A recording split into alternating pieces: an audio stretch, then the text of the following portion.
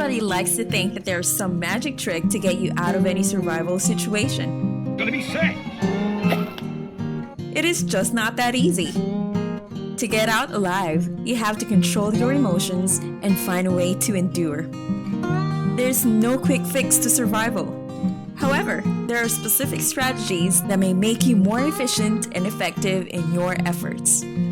Here are a few tips that may help a bit.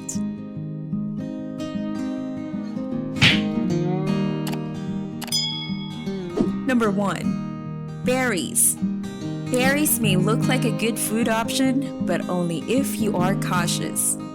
Some berries are highly toxic and can kill you quickly. Your best bet are black or blue colored berries. Berries of these colors have 90% chance of being edible, so the odds are in your favor. Number 2. For more heat out of a small fire, build a rocket stove. The design is simple. It needs to be airtight and L-shaped. This allows for an opening on the side to feed wood to the fire and a chimney for the heat to rise. You can build one with bricks or cinder blocks. You can also use dryer ducting and just build a frame to support it. All the heat is directed upwards to a small area where you set a pot or a pan to cook. Rocket stoves are great for cooking, but it won't put out the kind of light that a lantern or flashlight can. You'll want to build a regular fire in that case. Number 3. Carry chemical water purification products. Always carry iodine tablets with you in the bush. If you drop 2 of these into tainted water, it will kill most harmful bacterial and microorganisms. You can also carry a vial of bleach and put a few drops in your water to accomplish the same thing. Number 4.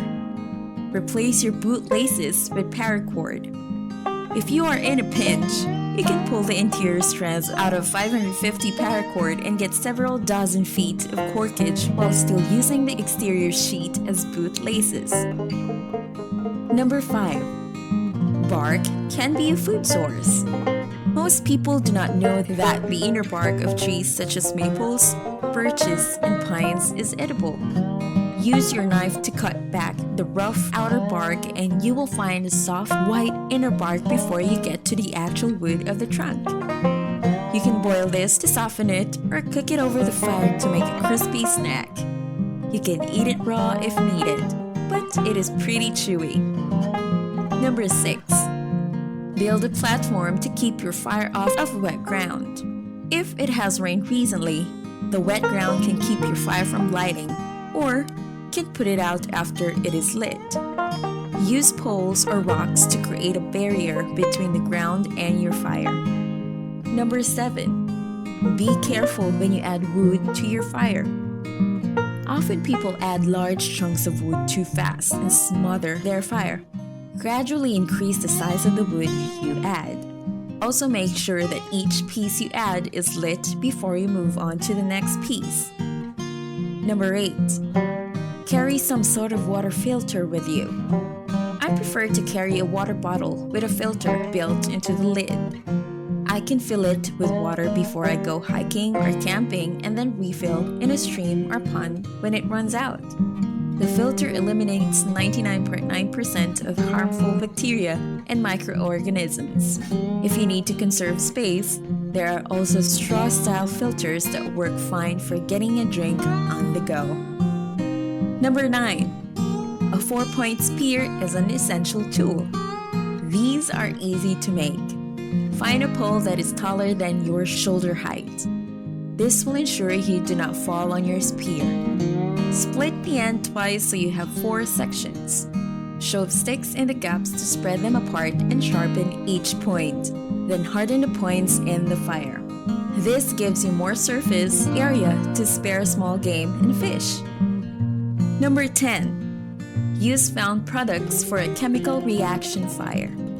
If you are digging through an abandoned garage, look for the pool chemicals and automotive fluids. Mixing chlorine and brake fluid will create a flame, perfect for getting a fire lit in rough conditions. Number 11. If you are stranded on the sea, get a drink from a fish. You absolutely cannot drink salt water. It will cause severe dehydration that leads to organ failure, hallucinations, and death. However, you can get drinkable water if you can catch a fish. The spinal fluid is safe to drink for saltwater fish. Insert your knife into the back behind the head until you feel a pop. You can then drain the fluid and drink away.